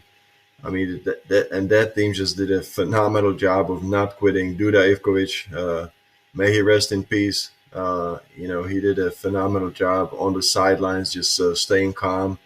And that was one of the best, if not the best, EuroLeague game that I saw. Of course, it wasn't the Final Four. It was a championship game. Incredible atmosphere in the arena, the magnitude of the event, one-game scenario that you called before. That probably stands in my mind for the modern day EuroLeague, because in '99 it was still before the current EuroLeague that you talked about the 5,000 games. Right. So in the modern day era of EuroLeague, this one stands out. Let me think. I mean, I'll think about it some more during the broadcast, but this probably would be the game that I would think. Yeah, I always remember. How about you? What you think? The game where Maccabi beat CSKA in the Final Four, when Tyrese Rice had the layup at the end. Yeah, it was in Milan. Yeah, that was in Mediolano Forum. Yeah, I remember that. Yeah, that game. I mean, it was just. I mean, literally, I forgot the player's name. I'm blanking on his name, but all he had to do was just hold the ball and get fouled, and somehow some miracle happened, and he lost it. And Tyrese Rice goes down and makes the layup. I don't know. I don't know who was passing the ball. It was Victor Hriapa who caught the ball. He caught the ball and then he fumbled it, but I'm not sure who was passing the ball. I forgot who that was. And then Teodosic was trying to get back defensively on the play. But, the whole thing, I mean, if you speak about a team of destiny, that was Maccabi, because they were not doing so well during the season. They were hovering around just making the playoffs, and they just came together. I think that, some of the players were on the verge of being cut during the season. David Blatt just, working his magic, also. So that was instrumental. And then if you talk again about the atmosphere, I think that you got to factor in the Maccabi fans, because they follow their team. I mean, if the Final Four is on the other side of the globe, they just gonna come in such incredible numbers. So Maccabi fans, if you speak about EuroLeague basketball, about 5,000 games played, Maccabi fans gotta be mentioned. Oh yeah, for sure. I mean, I think that's the beauty of, European basketball. And I try to say this as much to, my basketball fans and friends here in the United States. Like, they have no idea about a basketball atmosphere until you go to Europe and experience basketball atmosphere there. And whether it's Maccabi, whether it's Fenerbahce, I mean, there's just so many different teams. Zalgiris, I mean, there has so many different teams that just have amazing fans, and just being in the arena alone is it's something that, I mean, it just gives me chills talking about it, just thinking about just the different games that I've been in, whether playing or as a fan. Like, it's just, it really is a special part of the game. And I think that's what makes European basketball special and unlike any other brand of basketball is, obviously the style of play, but also the fans. If you talk about EuroLeague history and you ask me about the best game, if you ask me about the loudest game, I would probably say our game when we played in Zalgiris. We played the playoffs, and to make it to the Final Four, we played against Anadolu Efes, and we played in an old arena in Kaunas before the new one was built. The capacity was 4,000, like 4,200 or something like that. People were sleeping for the tickets outside for like 3-4 days. It was absolutely impossible to get any tickets. And then they packed in like 5,000-6,000, and you could not hear anything. Like during the timeout, it was just drawn on the board, but you could not hear nothing. It was like the most noise that I've ever heard in a game of basketball. It was, I mean, you talked earlier about calling a pig, being a big guy. I mean, it was impossible. You could not hear. I mean, if I came to you, I was screaming in your face, in your ear. You'd be getting like every other word. It was the loudest game I ever played. I mean, I even witnessed, because it was such a small arena that they packed it in. It was the first year for Žalgiris to be in the EuroLeague, because the year before they won the EuroCup, they qualified for the EuroLeague, and we're playing for the Final Four, so it was like a national holiday. There was nobody on the streets. Everybody was watching, the whole nation. I mean, if you talk about Lithuania basketball, it's a religion out there, and the whole country was supporting us back in the day. Yeah, no, for sure, man. I've heard great things about that crowd over there in Lithuania, and I've yet to go over there and see a game over there yet, but it's definitely on my basketball bucket list. So yeah, I'm definitely and gonna. then I give you another arena that's absolutely legendary that you should go see before they tear it down or they close it up. Alexander Nikolic Arena in Belgrade. I've been there. Okay. I've been to Belgrade. I've been to Belgrade. If Zvezda or Partizan are playing, amazing. I mean, I've been there. That's getting pretty close to it. Yeah, I was there not too long ago, but the Serbian fans, man, they're definitely one of a kind. That's why I say that, like, EuroLeague has, I mean, the fans across so many different teams, man. It's just each atmosphere is different and unique, but I mean, the energy that they bring to even watching a game, is huge. And it's such a beautiful thing to see the fans back in the gym during this season, and and I think the players feel it as well. I think they're excited. Let me ask you this: the fan you fans see Željko Obradović getting back in the coaching mix again with Partizan. What do you think about him? I mean, how do you look at him as an American player, having a great career in Europe, spending many years there? What do you think? I mean, is he going to take Partizan to next level, to EuroLeague level? Yeah, I mean, I think Partizan is missing. They're missing a piece, at the point guard position. I think they're missing one right now. But I mean, I think just having that caliber of a coach at the EuroCup level, I mean, I think you're definitely destined for greatness. It's just finding the right mix with the players and getting the players to respond correctly. I've seen Partizan play, but I've been impressed with, like, just the improvement of some of those players. Like, I look at Balša Koprivica. I mean, him being a rookie, coming from the States and playing for a demanding coach like that. In the beginning of the season, he's a different player than he is now. I mean, he's so much more efficient now, and he's starting to come on. So now you look at, like, him being as big and as strong as him, having that guard play. I mean, having that big, being able to contribute on top of having Zach Leday and, obviously Kevin Punter, being the player that he is. But, for Partizan, I think they need a little better play from the point guards to really take that step and to win EuroCup and get to get back to EuroLeague. But I think if anybody can figure it out, I think he can. What are your thoughts on Partizan? No, I mean, what I liked in the preseason, there was such a testament to Coach Obradović. When you had players that played in the NBA like Rodion Kuruc or Alen Smailagić, they say, well, we're signing with Partizan simply because we want to play under Coach Obradović. We want to get better. We want to improve. We want to get his coaching, because, you say he's a demanding coach, but I think that I never played for him, but, I heard stories that, like, till January, it's an absolute nightmare to play for him. He's so demanding, and he just really, he's going to squeeze 100% out of you. Then he eases off, and he's your best friend. And till the end of the season, it's a different story. But I think, for those players, it's a steep learning curve. It's a young team.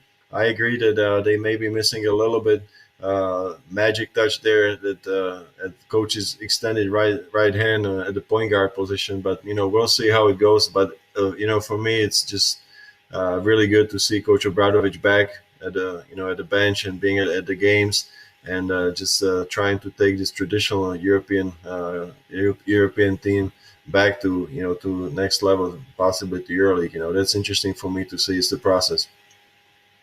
Yeah, no, for sure. Hopefully they can get back to EuroLeague, and it'll be great to have two Serbian teams and two sets of Serbian fans back in EuroLeague as well. And we're back we're back in action here with Milan and Zenit. As Jordan Mickey just gets the put back and brings the game back within 2 points. And let's see what and I was a little surprised, because we made. spoke about Jordan Mickey just being more of an outside player, just stepping out and on the post up, just using his body. But I just see that the way that he got the offensive rebound, just immediately he's went back up and slammed it home. What a good move, what a good athletic move there, a quick one by Jordan Mickey. Right. Yeah, nah, for sure, man. And we saw the other clip of Datomi getting the steal on Jordan Lloyd. I think that's Jordan Lloyd's third turnover this game. And I think it's always tough, man. Being a scorer, it's you always want to be aggressive, but one thing to always take into account too is that the team is going to focus on you, and a team run by Messina is going to try to limit your driving lanes. They're going to try and limit the good, clean looks that you can get. And hats off to the different defenders, of Milan. Have been giving Jordan Lloyd a run for his money today. He hasn't been getting anything easy. But look I at think taking care of the ball. Yeah, no, that's a great finish. Javon Shields, man, he's an elite player. Look at that. He's already up to 10 points. Look at the shooting. 4 for 5 from the 2 and 2 free throws. He missed only one shot, and now he's the high scorer there for Milano. Yeah, and that's, kind of what we were talking about at the beginning of the show. He's just super efficient. Like, he's not a volume shooter, not a volume scorer. He's going to hurt you efficiently. And, you can't ask for anything better than that. Look at the intensity now on the floor, man. Just going after the offensive rebound. It was Mateusz Ponitka. Great pass there. I love to see that between the big guy. But look at Ponitka just crashing the boards. Yeah. You need that. That energy is contagious. And I think that, it just shows that these guys they want this win. They want this win, and they're not going to let this game get out of hand. He's the team captain. He's been with the club for so many years, so I think that, he's, as far as the leadership role, I think that, he's really stepped up his game in being a calm leader and just leading by example. I mean, he's not a stats leader as far as points or anything, but I mean, he just comes and plays, gives you 5-6 points, a few rebounds and everything, but you can count on him. I mean, it's just like given that he's going to go hard and play a tough game. So let me get your thoughts on this. In your history as a player, what do you think is the importance or the value of having, such a good captain of a team, the captain position of the team? What do you think is the value and the role of that particular player? I think it's enormous. I think it does not have to be necessarily the best player as far as statistical categories, as far as points are concerned. That you would usually think that a player that scores the most could deserve to be the captain. I think it needs to be the calm force. He needs to be calm. He needs to translate between the coaching staff and the locker room. He needs to make sure that the young guys know what time it is, what needs to be done. And he just needs to do the things around the team that are necessary, like coming early to practice, always going hard, not goofing off, just keeping the concentration. It's a long season, Anthony. You know how it is. It's a different story. The first couple of months, everybody is super focused, but then you hit the doldrums. You lose some games, somebody gets injured, then you're seeing the same faces every day. It gets tiring there after the New Year's. then it's a long season, and it always gets tough at some point. And I think that there you need a captain. Like if you're winning, Yeah. anybody can be a captain. But if the gong gets tough, that's when you need a player to step up and just not even lead, but just like be there and calm the situation down. That's my opinion. Yeah, no, that's a great point. That's a great point, and I think that just on any team, man, you definitely need that leader and that voice of reason. I think it kind of helps because as you said, as a player, you get tired of hearing the coach. It's almost like a captain is kind of like that. Even like in a family, like you get tired of hearing things from mom and dad, and then every now and then you got that cool uncle that can relate to you a little better and kind of get the message across in a different way and keep you on the right track. And I think that's one of the advantages of having like a good captain in one of the roles. So yeah, I think I think you're spot on with that, man. We got an interesting YouTube comment from JL9. JL9, I appreciate the support. I've seen you on the show a number of times, but JL9 says, which team, in your opinion, have more chances to make playoffs, Monaco or Asvel? Great question. That's a good one. That's a good one. Now, I mean, are you talking about being, putting us on the spot, man? I mean, I think I'll let you go first, man, on this one. I'm going to say, and this is because I have a little insider information, I'm going to say Asvel. I think they have better chemistry.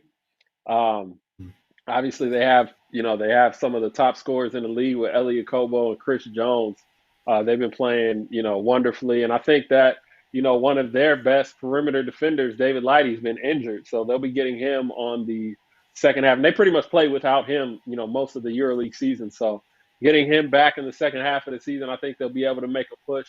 I think Monaco, from what I heard, they have some internal issues in regards to players and things like that. And I think that situation is going to it might implode, in the second half of the season. But yeah, I'm going with Asvel.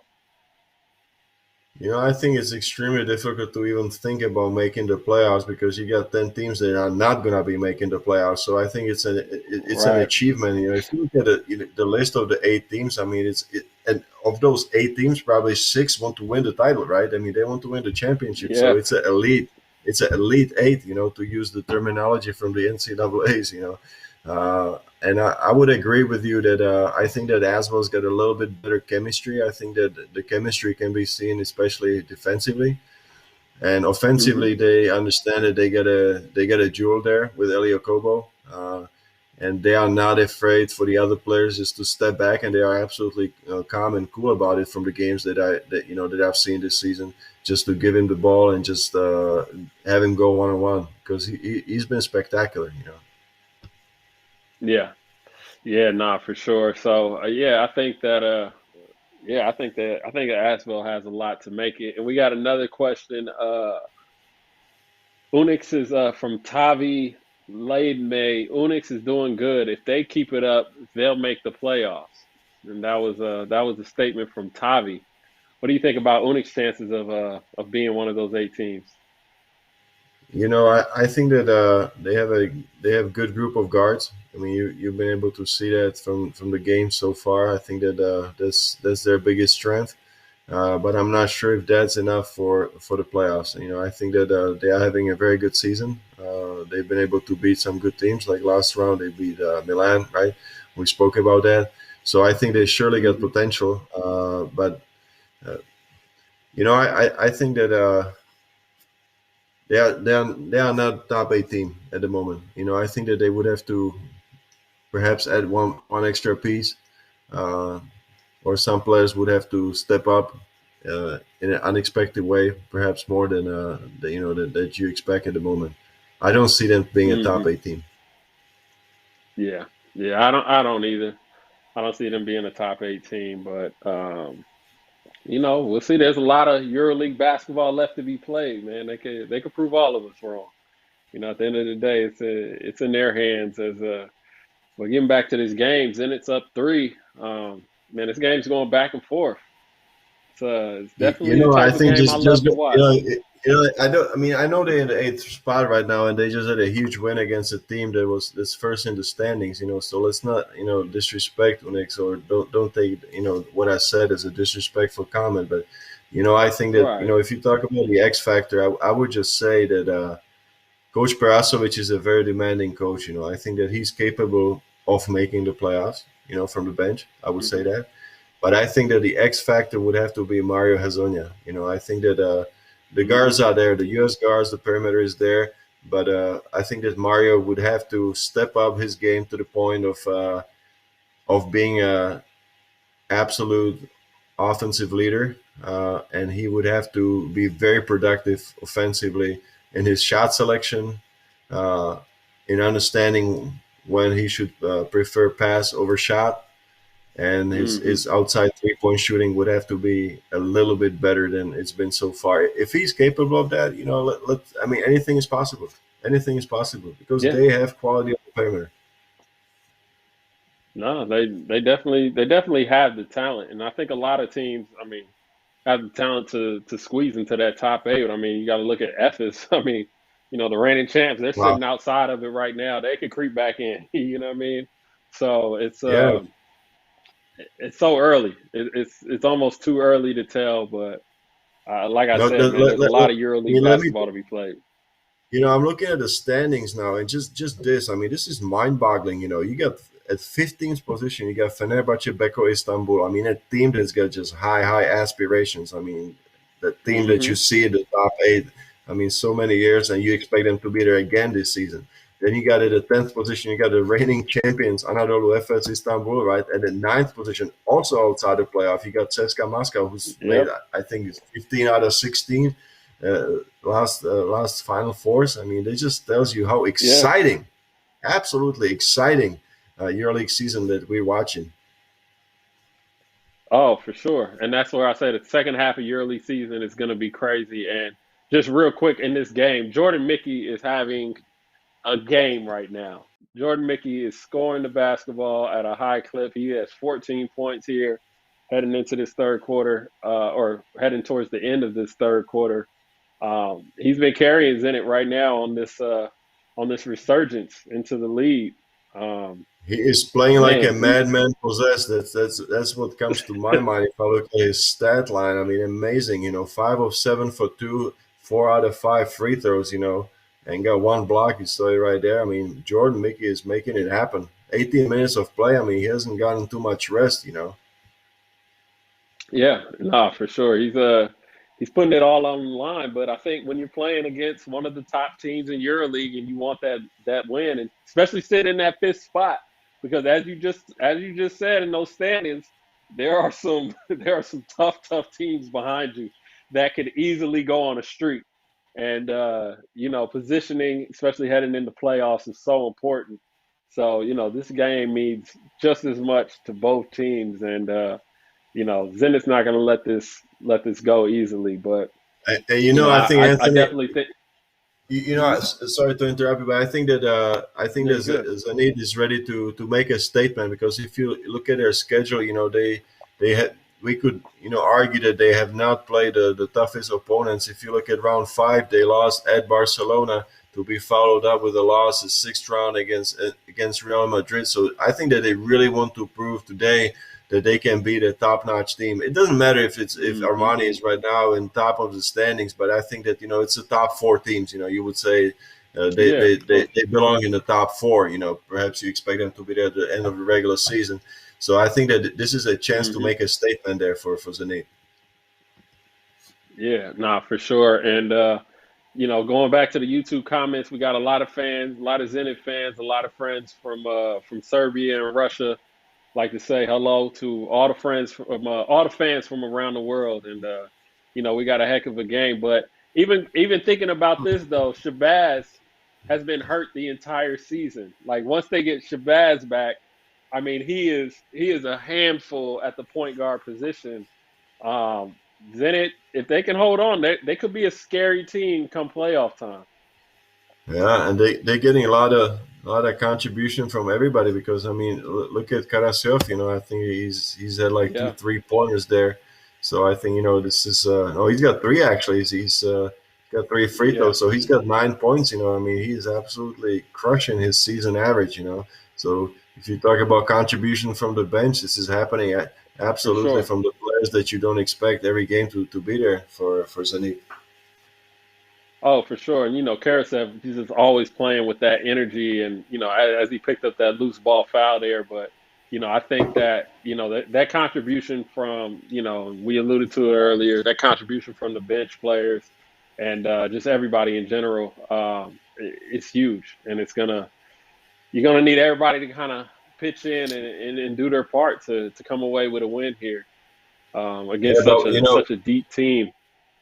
yeah, what's dangerous is though that Milano is just hanging in there. 2-point game. I mean, with their Hmm. potential offensively, it can be 2-3 possessions, and it can be a 5-point game for Milano. So I think that For Zenit sure. is playing a very good game today, but they have to be very careful to protect their lead and stay ahead. Yeah. And I think protecting in the lead, you gotta not turn the ball over.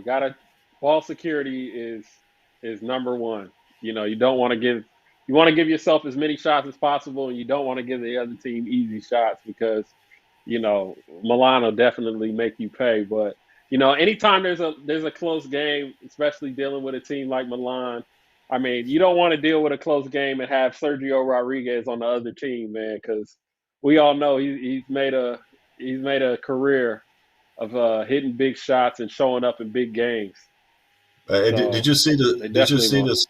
Did you see the story on the boards? I'm looking at the boards at the stats. It's 24 rebounds for Zenit and 17 for Armani, and we spoke about the Right. size of Olympia, and look at that. I mean, they're getting out Hmm. rebounded by 7, but we forgot about one Right. absence though, Anthony. We forgot that Mitoglu is not playing today. He is not playing. Yeah, yeah, yeah. That's true. That's true. And That's so true. you got two key players basically. I mean, I was really impressed with the progress that Mitoglu has been making. I mean, he's been asserting Yeah. himself as one of the more aggressive big men. I mean, anytime he touches the ball, he just really wants to go one on one. He wants to create a double team, create problem there offensively. So he's missing today. So that's 2 big pieces, Delaney and Mitoglu for Messina not being there today. Yeah. No, and I think that speaks to their depth. Um, being able to hang around against a top 5 team on the road, missing 2 big pieces. Uh, Hmm. I mean, it speaks a lot to their depth, and I mean, even getting out rebounded by 7, and sitting at a tie game. You gotta be thankful. You gotta be thankful for that. You know, neither team has turned it over too much. Well, Zenit got 8 turnovers right now, but man, Jordan But Mickey. did you no? But did you see who's the top rebounder for Zenit? Did you see? Did you look at that? Let's see here. Top rebounder for Zenit. Wow, Mateus. Mateusz Ponitka Mateus with has 8 8. rebounds, man. I mean, Yeah, he's just doing I mean, business. He's cleaning the boards. yeah, for Again, tie sure. game, tie game. Sergio Rodriguez, your man. Sergio, He's working there you his go, big magic. shot, What's big that? shot, Surge. Man, we got us a game. We heading into this fourth. We gonna head into this fourth quarter tied up, or we're gonna be close. That's for sure. They gonna play through. Ooh, they bringing that double team early. Swing, swing. Ah, That was bad in pass. that was in the corner. It's so tough to get out of there for Jordan for Yeah, Jordan. I mean, he had nowhere to yeah. go, and whew, that's tough. And I was talking about it earlier, man. Did you see the quickness out of the double team? The rotations were just like zipping out there. Hmm. Yeah, for sure. And I think that's where it's like, I think one of the most important things is how good of a pass is that pass out of the double team. If that pass is right on line and he doesn't have to jump and catch it and try to swing it to the other side, that's either an open 3 or a closeout drive to another good play. You know what I'm saying? But because But it's you so almost need high it. and it was, I No, no, mean, but you almost need that yeah, these days. I mean, because the rotations are so good, so quick that you almost need a perfect pass because otherwise you're just playing to the advantage of the defense. They're just gonna keep doubling you all for game sure. long. For sure. And that's exactly what they want. They want you to lob that pass or make a bad pass because then they're going to Yep. have a chance to recover. But, like you said, the speed to recover there. We got 4 seconds here. Let's see if they can get something quick. Oh, he had the jumper. He had the jumper. He should have pulled it. No, he ran Especially into in the the. wall. No, he ran into the wall. I know he had Siobhan off balance with the cross. If he'd have just pulled it right there, but he took that extra dribble and the wall came over. Mr. Hines right there plugging it up. But we're That's knotted up what you at said. 60 points. That's what you said. I mean, if you're driving the ball and you're a guard, man, this is one player that you don't want to meet chest on. Kyle Hines, man. Nah, You just gotta go right on your back.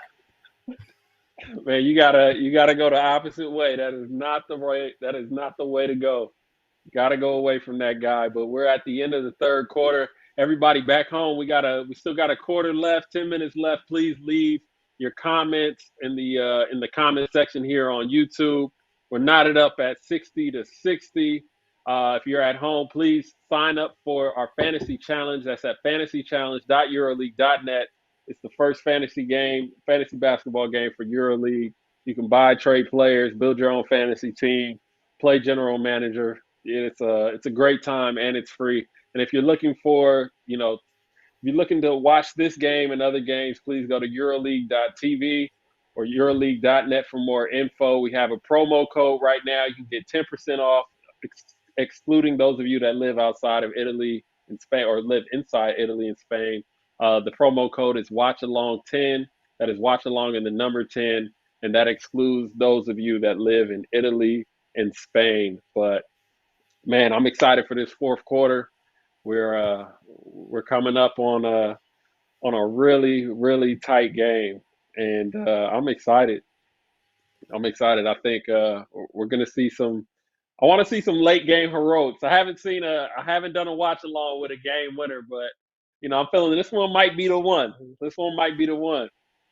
Yeah, I'm looking at the other scores around the league, and what do you make of Fenerbahce Beko this year? I mean, they 3-7, as we said before, 13th, 14th position in the standings. But today they playing at Zalgiris, and Zalgiris is dead last, at the moment. Yep. I mean, well, can you imagine the pressures there at Fenerbahce? Yeah. Oh, for sure. You definitely cannot and do not want to lose this game. And they're knotted up right now. 8 minutes into the 8 minutes left in the second quarter. The game is 22-22. Other scores around EuroLeague. Olympiacos is up 26-8 against Maccabi. Olympiacos at home, where they've just been flawless, phenomenal. I don't see Olympiacos losing. I wouldn't expect them to lose at home today, but they're off to a great start against Maccabi here, and they're still 7 minutes in the game. Olympiacos has 31 points. 7 minutes. The first 7 minutes, they have 31 points, 31-8 right now. That was in the first quarter. Are you kidding me? I'm looking at that right now. I mean, that's amazing. 31-8 in the first quarter. Let's check out this box score. Sasha Vezenkov has 9-1, man, early. because they sizzling hot. Look at the stats: 7 of 8 for 2 and 5 of 6 from 3. Man, I mean, they're just gangbusters. 10 assists. There's some sharing of the sugar already. There, man. You gotta share the sugar, baby, and they're doing a great job of that. And Vezenkov leading the way along with Tyler Dorsey, and Sluka's adding in as well. Man, that's yikes. That is tough. You don't want to be on that side, but let's get back to this Zenit game. You got a 2-point game with Zenit up to 8:30 left in this game. I'm telling you now, it's going to be all about small details, man. Every possession matters. I mean, one rebound, one bad pass, or the pass out of the double team, like you said before. I mean, small details, one missed free throws, that's just going to be huge there at the end of the game. Yeah, for sure. And I've just been real impressed with how Zenit's been executing this game. I mean, they've been on point, and I think, that speaks to, this game being so close. And as Mickey just drove to the help side there. It doesn't count. It's on the floor. But yeah, they've done a great job executing, and if they can keep this up, and like you said, take care of the ball, they're gonna have a chance to win this game at the end. No, but do you see the defense there on both sides? I mean, the players are so Oh yeah. focused, man. I mean, they're just like no mistakes. Everybody is so active. You don't see one player slacking off or anything. Just complete 5-man lockdown on both sides. I mean, let's on really on both Hmm. sides. So impressed with the defensive effort and concentration. It's just not all about effort, but it's about everybody being on the same page. Yeah, nah, for sure. And oh, we got a YouTube question from my guy Mike. Mike Stanton said, "When the game is on the line, is there anyone in EuroLeague better than Chacho, Sergio Rodriguez? Is there anyone better on the line? Is there anyone better when the game is on the line than Sergio Rodriguez?" It's Mr. I Big think Shot there. you I mean, you gotta give him the respect as far as the history. I mean, he probably is one of the best players that you want to have the ball. But you said one name in the broadcast today, Ali Okobo. In this season, just this season, Hmm. I mean, you talk about 10 games. I mean, in the career of Chacho Rodriguez, there's nothing 10 games, but that Hmm. that player that player is capable too, man. I mean, that's just the name Yeah. that comes to mind right now. Yeah. No, Ellie's been playing. He's been playing phenomenal this year, and I had the chance to play with Ellie before he got drafted, and man, just to see his growth. I mean, it's been amazing, man. I'm extremely proud of him, especially coming off an injury, in the season that he's having. I hope he keeps it going for sure. Jerry Grant. Oh, Kyle Hines. He's Yeah, they always on just. time. He's always in the right spot. But I'm telling you, just trading buckets now, possession for possession. Hmm. Amazing game. Oh yeah, it's gonna be like this for the next 6.5 for sure. And look at that, just three players swarming the shooter, man. Ponitka when he got it swatted away, and on the other side, did you see the transition? How fast they go and they just take the ball and run. This is all Oh, it's about quick, Chacho. I mean, he just takes it. He knows he's got great players filling the lanes, and he just pushes the ball down the other way. man. I mean, Milan is just playing. They're playing great defense, and that's where.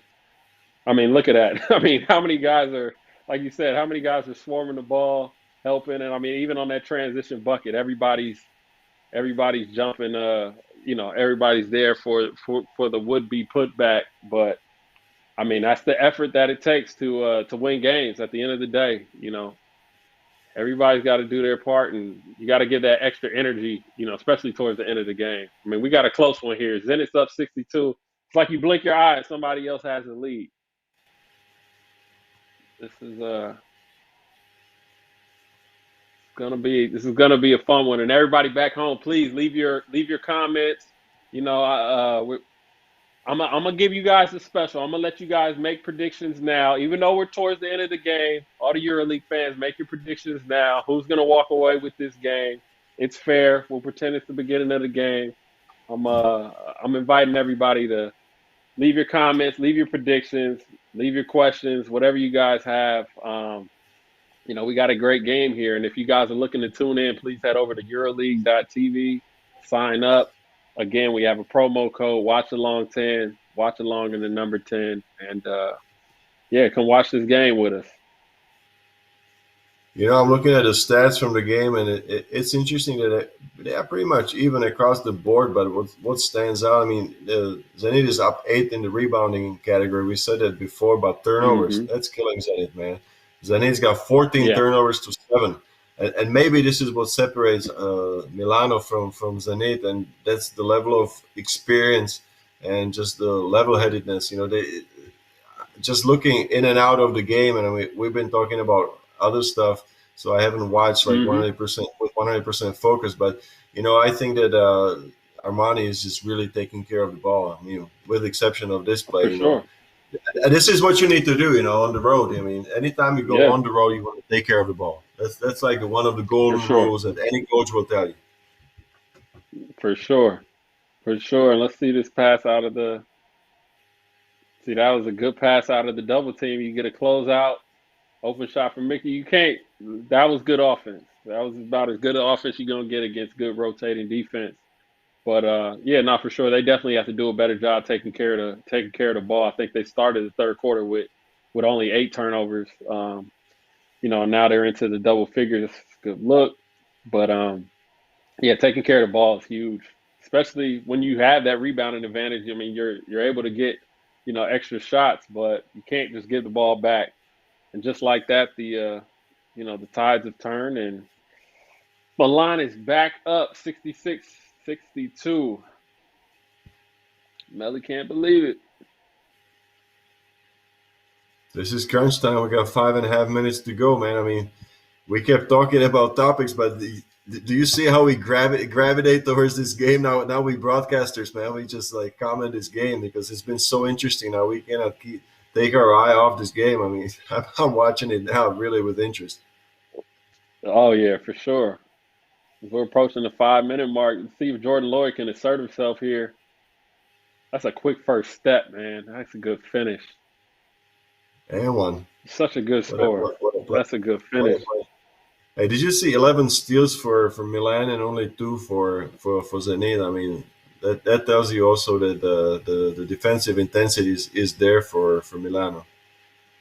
Yeah, and like from what I've seen, like a lot of their steals have been in help side, just digging in on the penetration and just being in the right position. And I think that just speaks to Milan's team defense, kind of creating that shell and making it hard for Zenit to drive and to get these easy buckets. And you know what? I go back to just Milan not wanting to lose twice in a row. I think that this is a huge factor. They know that perhaps they lost a game that they should not have lost at Kazan, and they don't want to go away from Russia with 2 losses. I think this is a little bit of extra boost and motivation there defensively for them. You see it on the court, Yeah, of course. I mean, nobody wants to. Good board. Nobody wants. Did you see that? I mean, did Gudaitis just push out Karl-Heinz out of his way? Did you see that? I mean, he's a big boy. I've seen that in a long time. Hey, I don't think Gudaitis has missed a dinner in many moons. He's strong. He's a big boy. I mean, Karl-Heinz is not easy to move, but man, hold on, but he moved him out. He moved him out twice, man. First to get the offensive rebound, and then he just went right back. Did you see that? What an amazing sequence there for Gudaitis. Yeah, and then it's just like it's even like the mentality. I mean, not even just to like get the board, but I'm gonna bang you and I'm gonna get this bucket right over the top of you right afterwards. Like no hesitation. It was no fear at all, man. And that's what it takes. That's what it takes. Those are winning plays right there. Those are definitely winning plays. I gotta tell you, I was surprised that it happened twice. Like that. Yeah, no, that's and then we got Cosmo Sanicola says Zenit's going to win. All right, Cosmo. See if we can get some more predictions in there. Jarian Grant, he hasn't been able to get the ball to fall. But he's been doing a good job defensively, though. I think he's in a pretty tough spot this season. He comes off the bench. He does not get enough minutes to get into the flow. I think that he's capable of playing better. His track record, speaks volume for him. But he has not been able to find his niche so far with in the team. It's tough. I mean, it's a championship contender, so there are not too many minutes to go around. I mean, you gotta come in and produce. That's the reality. Look at, for example, at CSKA roster. How many good players, how many good EuroLeague quality impact players don't make it even to the roster. Yeah, no, I'm well aware, and I think that even for Grant, I think in that type of situation where you're going to get limited minutes, and I think he's done a good job of this. He's been given a great effort defensively, and he's doing the little things. He hasn't got his offensive game to come around yet, but he's definitely. I think that's why he's been on the floor so much today. Is he's given a great effort, defensively. But, I think just coming to championship teams in EuroLeague and just coming to new teams, great pass. Coming to new teams, it's tough to find your groove. And, I even look at like Alexei Shved. I feel like he hasn't been like the Alexei that we've seen in years past, because now it's more of a system and, his role's a little different. You got a lot more pieces around him. And I think Come on! big Did you shot. see that shot? Oh. Jordan Love, big shot. Man, not at a better time. That is tough. I thought that was flat. I mean, if you ask me, I thought the ball was going in flat. I thought it was going to go like I know. It bounce almost looked like he court. released it too early, right? Yeah. It almost looked like he released it too early, but it goes in, man. Man, that was a heck of a shot. And now we're 71-66. Yo, how many times have we seen a lead change like that?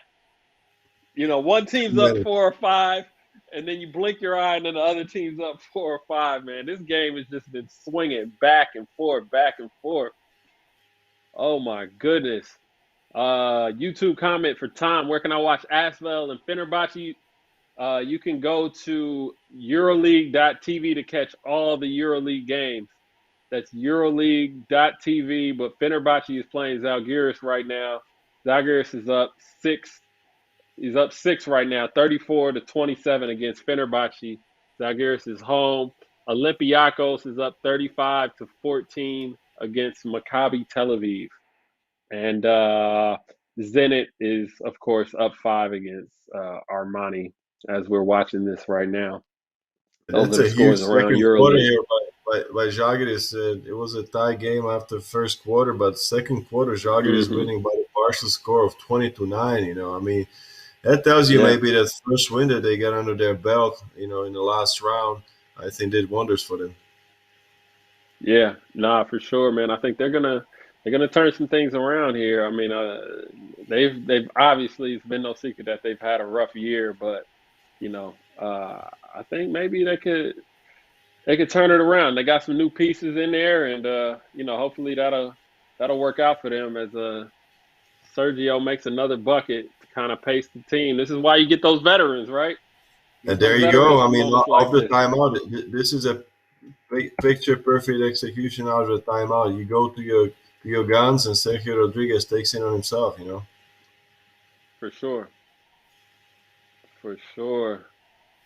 Everybody back home, please tune in and stay with us for these last 3 minutes of this game, man. We got a great game here. A lot of parity as Billy Barron hits a big bucket. 73-68. We got a 5-point game with 2.5 left. No, that's a serious crunch time now. Oh yeah, Milano's gonna have to shoot something.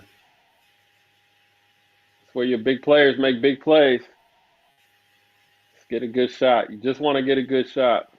Oh, block and foul. Well, they might have banged knees on that one. Yeah, and they bailed them out. Adidas doesn't look like he had.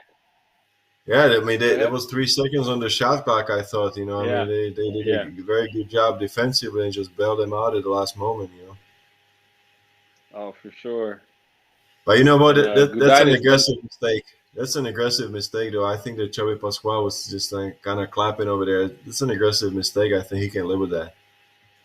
Yeah, for sure. For sure. I mean, he's out there. He's hedging, high on the floor. I mean, what more can you ask? But Gudaitis is always going to bring that energy. And, let's see what they get out of this sideline OB. Good pass. That pass. Just missed it. That was good execution from Milan, though. You got an open shot. I mean, what more can you ask for? Sure. There was a good shot, good ball movement, everything. They had a wide open shot with Siobhan Shields,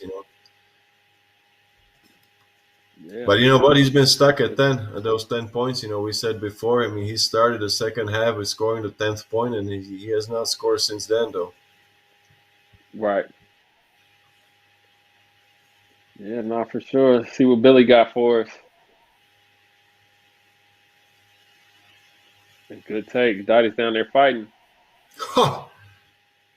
Man, got it out. Ooh, okay, pass on the corner three.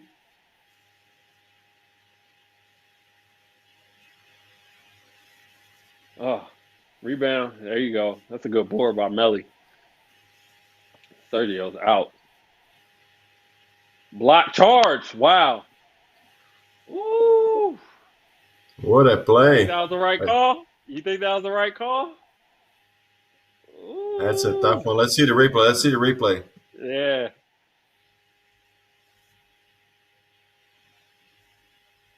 Uh, That's tough. That's a oh, tough that's a call. I tough. mean, Yeah, that's a tough no, one. but he had a good position. I mean, he stood Yeah, there. yeah, he did. I thought Sergio was kind of moving around it a little bit, but yeah, that's a tough call. That's a tough call. And it's tough to be a ref, man. They don't have the luxury Minute of 15. watching it in slow motion. Right. Kursev. Uh-uh. Look Oh, at Gudaitis, man. I mean, if you ask me Titus about down a there player fighting. that's really came to play, look at Gudaitis. I mean, he's got 13 points and 7 rebounds, 5 offensive rebounds, man. He's been the man on a For sure. mission. Man on a mission. Nah, he's definitely quietly keeping Zenit in this game, with his efforts. And he's keeping Kyle Hines occupied. He's letting Kyle Hey, Hines know, like, I'm down here. He's keeping him occupied. And I mean, if you that's ask tough to me, do. Anthony, I think that he's been getting better of him last 5 minutes. I mean, For this is like sure. a third offensive 100%. rebound. Huge baskets. He's got 5 offensive rebounds for the game. I mean, that's a huge number. That's a huge number Yeah, for anybody. and I mean, think about it. He's getting the offensive rebounds against? I mean, he's getting it against one of Right. the best rebounders in EuroLeague. That's a fact. That is a fact. And we're coming down here. 54 seconds. 54 seconds left. Look like Adidas bumped knees He's again. gone. He's gone. This foul number 5. He's gone. Yeah. That's a big loss. If this Yeah. goes in overtime, Yeah. He they're didn't have gonna to reach. sorely miss him. Yeah, for sure. He didn't have to reach on that, but you got to love the aggression. You got to love the aggression. And Sergio looks like they in the bonus yet. It looks like Sergio might be going to the line here if they're in the bonus. We got 54 seconds left with Sergio might be going to the line here. So we got 68-74. Zenit up 6 against Milan. Big game. You definitely, Milan is definitely not trying to lose 2 in a row, but it looks like we're running out of time here. They definitely got to make something happen quick. Yeah. But Definitely got to make hats off to something happen. Gudaitis. I mean, he played a tough physical game. I mean, if you ask a player that's really given up his body for the sake of the team, that's Gudaitis for me today. Oh, for sure, for sure. He's gonna have some bumps and bruises, but he's he's earned this win if they end up getting it. He's definitely deserving. And a quick look around EuroLeague, Olympiacos is up 20 against Maccabi Tel Aviv, 41-21. Zalgiris up 9 against Fenerbahce, 38-29.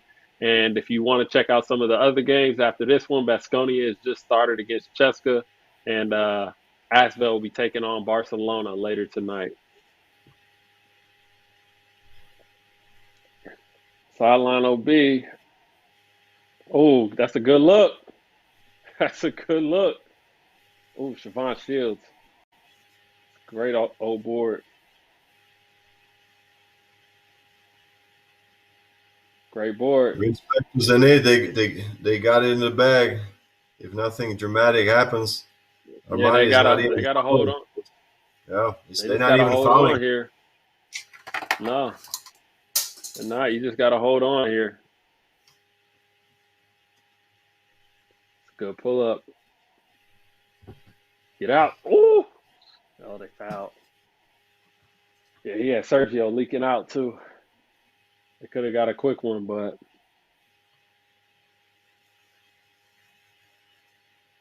I don't know about that call, but But that was the last thing that you wanted to do if you're Zenit, to stop the clock, let the clock run, For But they sure. out of bounds. Yeah, shot out of bounds, so that's not bad. One more stop here. Play this one solid. Quick timeout. 70-74, 8.6 left. Stay with us, ladies and gentlemen. There No, might they be want to some make sure Xavi Pascual is just taking no chances. He wants to take a timeout, talk it over, set it up. No mistakes. This is a huge game for them. As we oh, said for sure. before, they just want to make a statement. They lost to Barcelona and Madrid before, so this would be a big scalp that they would get. In their winning column. Yeah, for sure. And just a quick check on the YouTube comments. Giuseppe Senichola says Forza Olympia Milano. 40's 8. How long left? We got 8 seconds left in the game. And I got a comment from Adam Bartzel. Oh, he's giving me love from Israel. He must be a fan from one of my old teams, Hapoel, Yala Hapoel Tel Aviv, one of my old Tel Aviv fans. Much love, Adam. Much love, Adam. I miss Israel. Definitely. One of my favorite places to play. So we got 8 seconds left, man. I think this game is pretty much done. Just got to hold on. I don't know if Milan's going to foul here, but yeah, just got to hold on. Hopefully nothing crazy happens. If you're Zenit, this is a huge win for them, though. Let's see the out of bounds play, man. A lot of things can happen in 8.5 seconds in basketball. Oh, for You've sure. seen it happen before. For sure. Yeah, they're just going to play this out. They're just going to play this out. And that's the end of it, ladies and gentlemen. Zenit has beaten Olympia Milano 74-70. It was a great game. A lot of up and down scores. It's been amazing. I appreciate everybody watching back home. And George, I appreciate you sitting with me and enjoying this game, man. It's been a pleasure, man. And I'm glad that, we got plans now. We got to go to Bayern. We got to go to Zalgiris. We got a lot ahead for us, man. I got a question. I got a by. question too. Mm-hmm. Yeah. What happens to the host that gets it wrong on the first game that you get into the broadcast, man? Do I have a chance to come back, or what's going on? Are you gonna X me? Hey, I've been getting it wrong the whole season, and I've been here. So I'm still All here, right. baby. So if history repeats itself, you're gonna be here. You got like That's 9 more good. games. You got 9 more All chances. right. You got 9 lives like a cat. Nah, but I can I sleep. I appreciate can go to you sleep. stopping by, man. I can sleep well tonight then. Okay, I thought I was gonna. You put me on the line. First thing that you ask me before the game tips off, you want to know. Yeah. It doesn't happen, so I thought you were gonna X me as the expert. It was probably more me than it was you, man. I've been terrible picking teams at the beginning, so it was me. All Don't right. even worry about it. It wasn't you, man. So, but I appreciate you stopping by, and I appreciate all the fans back home for joining with us and leaving comments. Please like and subscribe to all the EuroLeague channels. Go follow them on social media. Like and subscribe here on YouTube. We'd like to thank everybody for, showing up, being a part of this. Stay tuned for what we have next week. And everybody be safe, and we'll see you again soon. We're out.